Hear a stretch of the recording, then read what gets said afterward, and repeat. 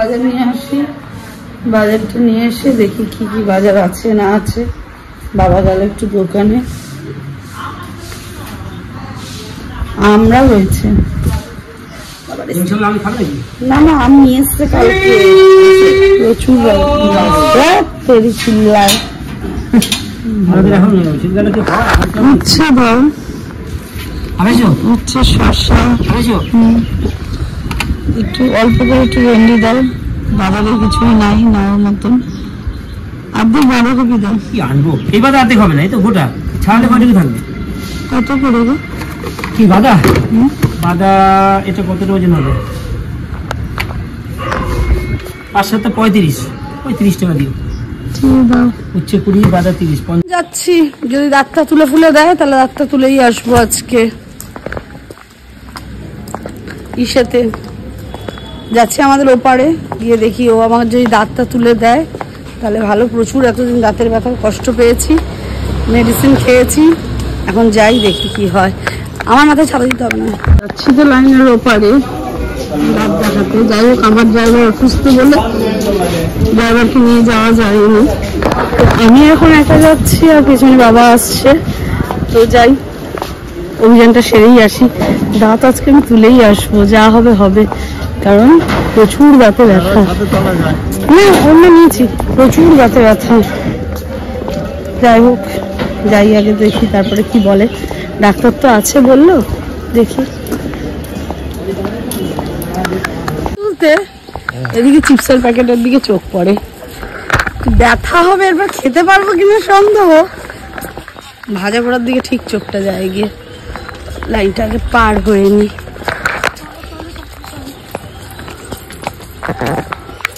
Injection দেওয়া complete, 5 minute বাইরে বসতে দিয়েছে। বসার পরে হয়ে যাওয়ার পরে কথা বলতে মনে হয় পারবো না, জানি না কি করবে। আমার বাবার দিকে ভয়, অবস্থা খারাপ, দাঁত তুলতে কিছুতেই দেবে না, কিন্তু আমি দাঁত তুলেই যাবো। আমার বাবার মুখ চোখের এক্সপ্রেশন কি হয়ে যাচ্ছে, যেরকম দাঁতটা তুলতে যাচ্ছি আমি তুলে কিচ্ছু হবে না, কোনো ব্যাপার না। এটা দাঁত তোলা এর আগে আমি অনেক তুলেছি, কোনো ব্যাপার না, কোনো ভয় নেই। না রাখালো না, কমপ্লিট। এখনো পর্যন্ত কোনো পেন হচ্ছে না, তাই জন্য বাড়ি গিয়ে ওষুধ কিনে যা হবে হবে। যাই হোক, 1 শালিক তো দেখলাম, আবার এদিকে কলা গাছ দেখতে পাচ্ছি না। যাই হোক চলো বাড়ি যাই তাহলে। এবার মাঝে দুপাল্লা ট্রেন যাচ্ছে, এর মধ্যে উঠে পড়ি। দাঁত তুলেছি তাতে কি আছে, এখন তো ব্যথা টাথা নেই, তাই লাল গোলা। যাই হোক, মাঝে এর মধ্যে উঠে পড়ি, ঘুরে ফুরে আসি কোথাও থেকে।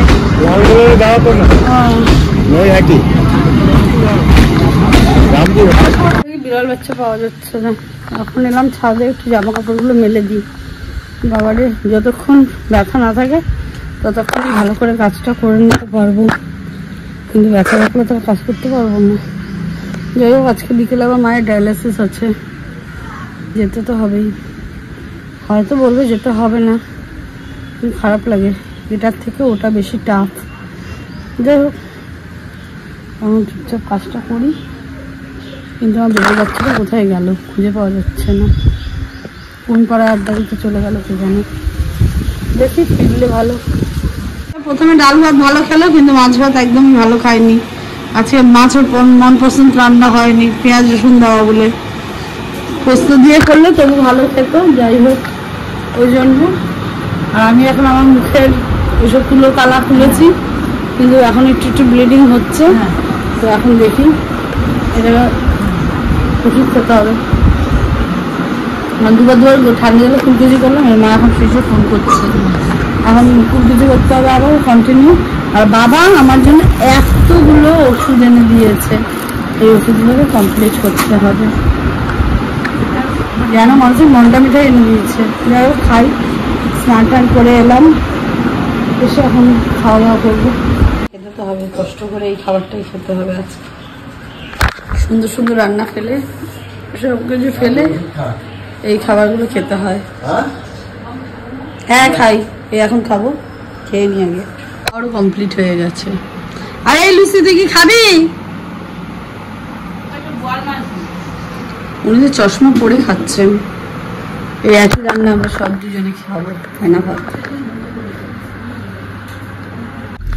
এখন যাচ্ছি আমরা একটু ডায়ালিসিসে, যাই উঠে আবার ছেড়ে আসি, এসে বাড়ি আসবো, তারপর তো আমি বাড়িতে থাকবো। বাবা রাতে একটু বেড়াবে টেরাবে,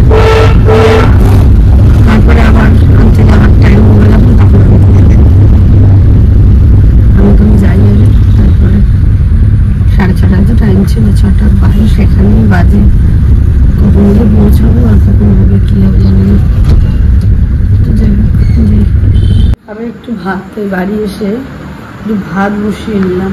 ভাতের মধ্যে ও খাবে যেটা হচ্ছে ভাত, ডাল সিদ্ধ, আলু সিদ্ধ। এই যে এখন ওই ভাতটাই বানাচ্ছি, আর একটু ডাল দেওয়া হয়নি, এখন ডাল দেবো, আর ডিম সিদ্ধ একটা দিয়ে দেবো ভাবছি, তাহলে ভালো খাবে। কারণ ডিম সিদ্ধ দিয়ে ভালো খায়। আজকে মাছটার মধ্যে যেহেতু পেঁয়াজ রসুন দেওয়া হয়েছে, ও আর খেতে পারেনি ভালো করে, ওই জন্য ওই ভাতটা ভালো খায় যখন এই ভাতটাই করে দিই। আর মা এসে খাবে রুটি, আর কিছু একটা করে দিতে হবে। মায়েরও ফেনা ভাত রয়েছে, দেখি কি হয় না হয়। আমাদের আবার যেতে হবে ফের 10:30টার মতো বেরোলেই হবে, মানে 11টায় পৌঁছে যাবে। বাবা গেছে, বেরিয়েছে বাবার মতন আসুক তারপরে। আজকে বেরোলে বাচ্চাটাকে দিয়েছি আটকে, বড্ড বদমাইশি শুরু করেছে, এদিক ওদিক কোন দিকে চলে যায়, দিয়েছি আজকে আটকে বাবাইকে দিয়ে। যাই হোক আমি একটু রান্নাটা করে নিই, তারপরে আমার ছেলের খাবার, আমার ছেলে খাচ্ছে এখন, তারপরে প্রভু প্রসাদ রাখবে, ওই প্রসাদটাই আমি আহার করবো। মানে তোর খাওয়া গেলে আমি খেয়ে নেবো, এইটাই গলা খেতে বলেছেন, ওই জন্য প্রভু প্রসাদ রাখলে আমি খেয়ে নেবো। 10:30 বাজে, বাবা এটা আবার কি পড়লো, 10:30 বাজে। এখন যাচ্ছি মাকে আনতে, যাই নিয়ে আসি। এই রাত্রিবেলা ফাঁকা রাস্তায় বেরোতে আমার হেভি লাগে, হেভি করেই গেলাম আমি সারা জীবনে। তো যাই নিয়ে আসি। আজকে তো আবার গুল্লু যেতে পারবে না, নাহলে ওকেও নিয়ে যেতাম। যাই হোক আমরাই যাই, ঘুরে আসি। বলেছিলাম রাত্রে বেরোতে ভালো লাগে, এই কারণে রাত্রে বেরোতে ভালো লাগে। আজকে তো আরো বেশি ভালো লাগে, লরিও যায়নি, ফাঁকা রাস্তা। 10:30 বা কিছু হচ্ছে, ওই জন্যই রাত্রে বেরোতে একটু বেশি ভালো লাগে। ওপারে গেছিলাম বৃষ্টির মধ্যে, লং ড্রাইভ, বেশ মজা, রাস্তা রাস্তা ফাঁকা থাকে।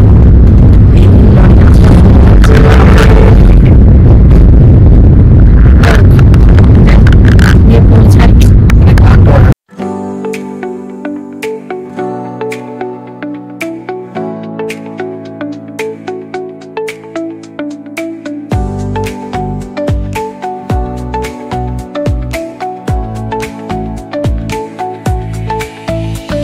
নিয়ে আসে বলে মাকে আমাকে, তার জন্য ঘুষ বাবদ ওকে শেক খাইয়ে দিতে হয়। আমরা দোকানের সামনেই আছি, এই দোকান থেকে শেক খাই।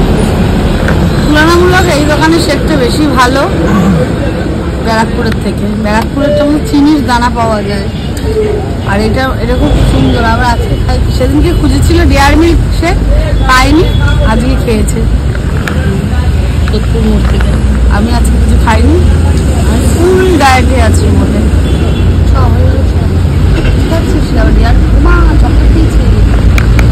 আবার এই গ্লাসের পুরো কোনা থেকে বের করে খাবে। রাত বাজে 1:10, এখনো এনার্জি ডাউন হয়নি, এখনো এনার্জি আপ আছে, মিডিলেও আসেনি। এই যে এখন ভিজিয়ে দিয়েছি জামা কাপড়, কাছাকাছি হবে, তারপরে বোন আসবে, গেজানো হবে। দেখি আগে জামা কাপড়গুলো কেচে ফেলি। দাও আর কি আছে।